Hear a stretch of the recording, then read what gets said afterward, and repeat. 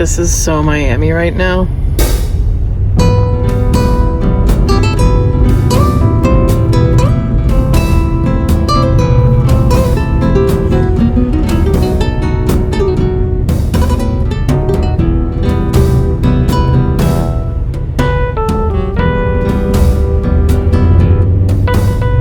Welcome to Miami. I am in a place called Kendalltown, Kendall Hammocks, and at Kendall Indian Hammocks Park. This is where I spent the afternoon kind of cleaning my car and napping. Hello, little random angel. Oh, little trash cat. Baby trash cat. Hi, honey. Let me get you what you want, because I know exactly what you want, girl. There's not much there, but what is there you can have?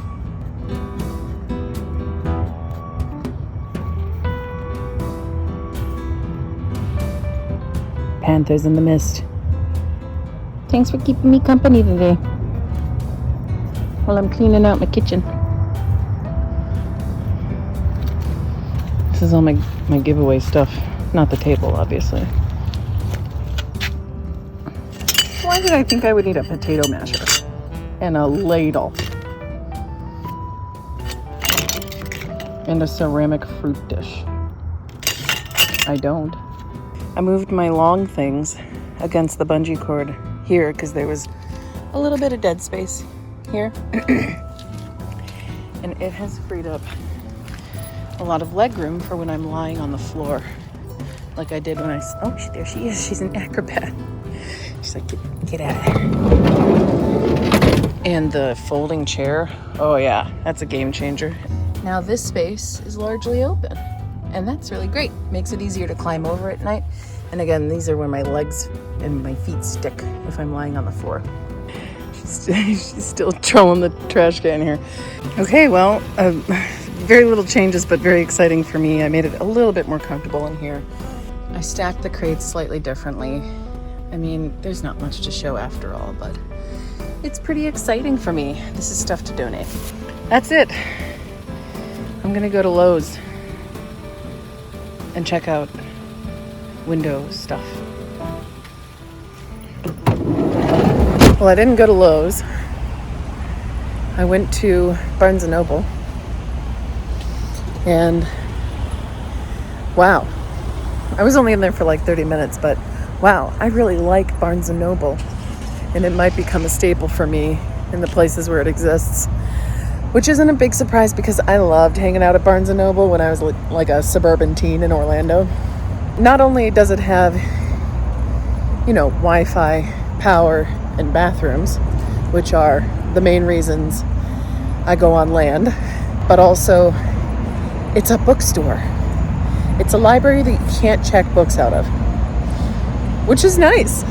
I just impulsively picked up a book by Tim Ferriss and read like 30 minutes worth of it and took a lot of pictures and sent them to my friends. And that Tim Ferriss book inspired me to finally figure out what kind of window treatments I want for my van to turn it into a more comfortable lounge space for me. I think I'm going to go with the standard Reflectix, paint one side black so that one side is blackouts and the other side will keep the car cooler in places like Florida where I'm wintering. And that means I can hit up Lowe's in the morning and get started. First, I'm probably going to roll around and look for paper or cardboard that I can use to create my templates before I cut the Reflectix. Good morning. I spent the night in a neighborhood like this, in a very cozy spot, next to a border between this neighborhood and another apartment building and an empty lot and the back end of somebody's house. It was nice and dark, and as I like to say, a low ownership parking spot. Damn. All right, let's go see if Harbor Freight has Reflectix. I love the idea of a tool bag like this as a kitchen. My stove, frying pan, normal utensils, ingredients. Well, no luck there. I wasn't really expecting them to have it. They did have hilarious stocking stuffers at the front of the store, though. That place is like Aldi for hardware. So I'm gonna do something that I got very good at doing when I was a teenager in Orlando and a college student in Sarasota, and that is hunting for trash at the back of big box stores. Doing this takes me immediately back to my younger years. It's like no time even passed. Take me to your dumpsters. Dumpster diving, that's what I'm doing. I did a lot of that when I was in college. There's really great YouTube videos of dumpster diving out there. Sometimes with cardboard boxes, they'll just be sitting out. That's what I'm hoping for. What's all this? Plastic? Do I want to look through that? No, I don't. There's cardboard in that one. Cardboard only! Jackpot! Oh, look. My captive domesticated milk crates are singing to the wild milk crates outside on the patio. Aww. It's locked, but if I try real hard, I might be able to get some. Let's see what I can do. Like this. This one looks really good. Let's see if I can get this. Ooh, it's huge. The plan is for me to hold those pieces of cardboard up against my windows. That should be enough for now. And be able to fold them. I gotta get out of the way. The idea is for me to be able to hold those pieces of cardboard against the window and push them in, draw a line, or even take a box cutter and cut it against it. It's probably not a great idea. You could score the glass, cut the glass, and then have a perfect template to put up against the Reflectix.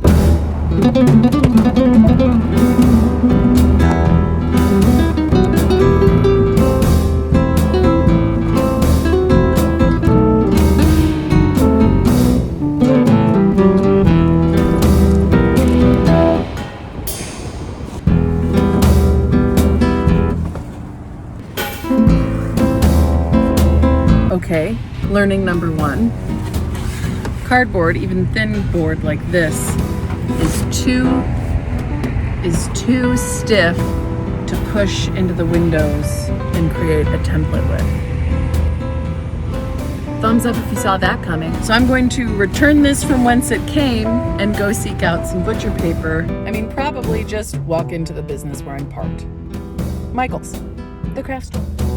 No luck. I might have guessed. Of course they don't sell butcher paper by the yard. Which made my mind then think, maybe shipping places would? I think it's time to use my tool, the telephone. Okay, I called UPS and they said that they would give me some, just not a whole roll, which is really, really kind. Lots of love for the UPS store in Kendall, Miami. They were so kind. They were so nice. I got a bunch of paper and they didn't charge me for it because it's just a service that they do. And also got some pretty sick shade under some jacaranda trees. So the project's back on.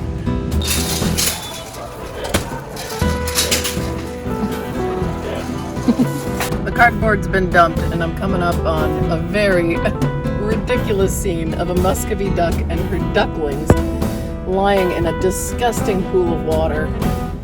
This is a invasive species. These little babies are pretty cute though. Bye, baby. Hey, I looked up a park so that I could sit and eat someplace nice. Unfortunately, this park has zero shade. I picked the UPS store that I went to based on how far west it was because I have always been curious about what it looks like where the development ends and the Everglades start, where the national park starts. It's just notorious in Miami for greedy developers to eat up as much land as they possibly can and turn the swamp into, rows and rows of homes, like the place where I'm at now. But looking at Google Maps at this neighborhood, it's like for every house there's a retention pond, because this is a swamp. This is the Everglades. It's just been temporarily turned into houses. And by temporarily, yeah, you know what I'm saying. This is going to turn back into the Everglades eventually. So I'm going to do a little driving tour by myself until I find a place to park and work on the window project. By the way, the name of this neighborhood is literally the Hammocks. I've got a hammock. In this case, hammock means a bit of higher ground in the swamp where different types of trees and plants grow. All right, things are starting to get agricultural. It is wild. There's residential development right up to these fields, and then it's the Everglades. If I'm not mistaken, this road is like the last thing before the Everglades. Oh my gosh, a banana farm. Banana farm. Okay, how Florida is that? Oh, beef, cattle grazing, and some sort of industrial. Oh, that might be the correctional facility. I guess I'll travel up Tamiami Trail a little bit just for fun. I'm curious what it's like out here. You know what this street is called? It's called Chrome Avenue. I was just watching Van City Van Life videos when I was eating lunch at the park. Here I am, left turn onto Tamiami Trail. Tamiami means Tampa to Miami. I actually went to college on Tamiami Trail in Sarasota.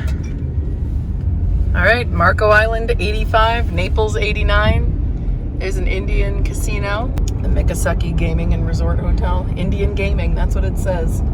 I guess this is the Everglades. I don't know, what is the Everglades? I gotta take an airboat tour. Yeah, if you wanna have dry land in the Everglades, you wanna have a road, you gotta build a ditch. You gotta build a canal. They call the Everglades the River of Grass. Everglades Correctional Facility. A prison or a jail. Oh my gosh. Here it is. This is the Everglades. Okay, what is this? Some sort of water treatment canal. Oh, it's a lock. Wow. Wow. How'd those people get there? I want to go there. They're parked here? What are these people doing? Oh, they're like cops or something? There's something in the river. Lord, I hope it's not a person. Wow. Why am I saying wow? I just didn't expect it to be so open like this. Wow. That is so beautiful.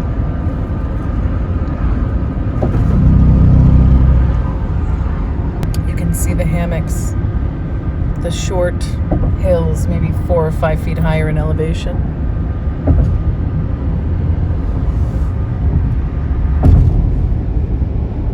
Here, this is a hammock.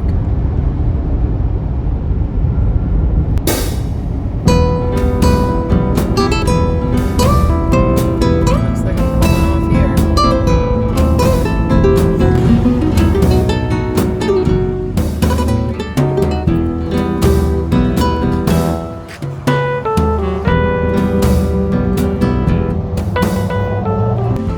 Well, I don't know what I was expecting, but I pulled over at Coopertown, the original Airboat Tour, and I started asking questions, and I bought a ticket, and I'm going on an airboat tour, so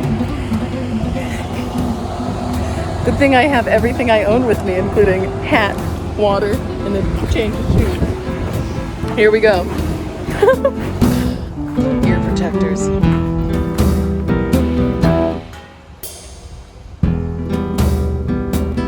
There's a gator. There's another one. I wonder why these guys are here. And you're looking at one of the snakes in the world. that does not lay eggs.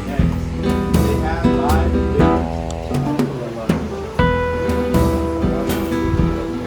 It's thatch architecture built by Native Americans. Why is in so small a place? Well, think about it. They don't really need a whole lot of space. Just like the alligator. As Carlos said, this gator's not part of the tour. It's just wild and likes to hang out here. You guys are so lazy.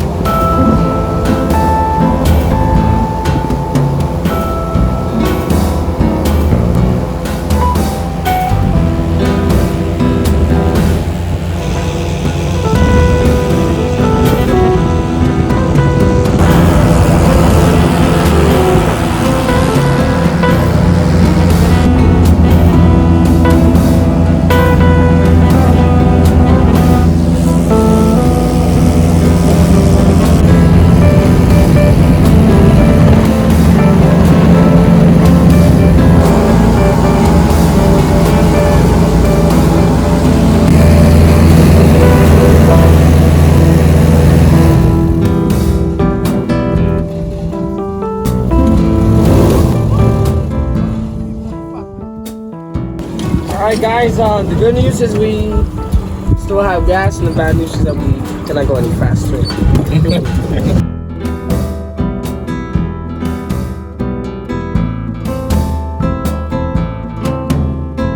Straight ahead, you see a little island. It's called the Airboat Tour. When do we get to swim? Are you serious?